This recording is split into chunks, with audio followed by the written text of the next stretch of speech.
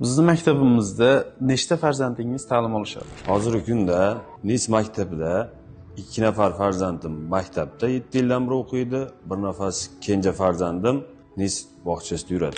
Nega farzandingiz uchun aynan Namangan International School'ni tanlagansiz? Farzand tarbiyasi oddiy tarbiya emas, bu kelajak demakdir. Farzandlarim bu yerda 7 yildan beri o'qiyotgan bo'lsa, ham qizim, ham o'g'lim asosan tarbiya, axloq, odob har tomonlama unib o'sdi. Bu maktabning boshqa maktablardan farqi nimada?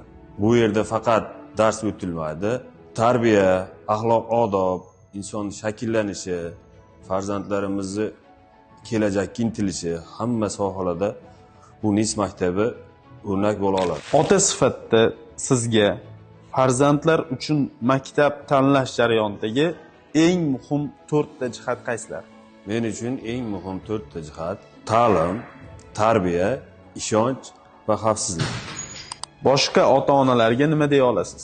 Ota sifatida ishonch bilan aytaman, farzandlaringizni ishonchli qo'llarga topshirmoqchimisiz? Unda siz uchun eng yaxshi tanlov Nis xususiy maktabi.